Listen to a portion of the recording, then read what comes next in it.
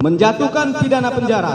Oleh itu kepada terdakwa Mario Dandi Satrio alias Dandi dengan pidana penjara selama 12 tahun dikurangi selama terdakwa Mario Dandi Satrio alias Dandi berada dalam tahanan, sementara dengan perintah terdakwa Mario Dandi Satrio alias Dandi.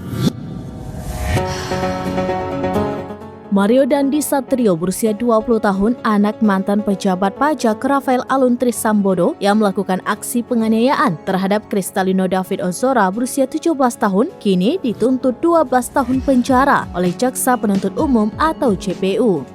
Selain itu, Mario Dandi juga dituntut membayar restitusi atau ganti kerugian kepada korban sebesar 120 miliar rupiah. JPU menilai Mario Dandi terbukti secara sah dan meyakinkan bersalah melakukan penganiayaan berat berencana terhadap David. Adapun tuntutan itu dibacakan JPU dalam sidang pembacaan tuntutan di Pengadilan Negeri Jakarta Selatan pada Selasa 15 Agustus 2023. Mengutip Kompas TV, atas tuntutan itu, pengacara keluarga David Ozora, Melissa Anggraini mengatakan keluarga cukup puas akan tuntutan tersebut. Menurut keluarga, kata Melissa, tuntutan yang diberikan kepada Mario Dandi dan dua terdakwa lainnya telah mengakomodir keadilan baik bagi korban, keluarga, maupun bagi masyarakat.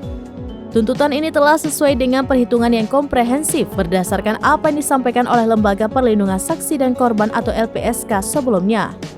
Adapun perhitungan tersebut telah memperhitungkan kerugian yang dialami korban baik material, imaterial, juga terkait dengan seluruh mental, kesehatan fisik, masa depan yang telah dialami oleh David Ozora.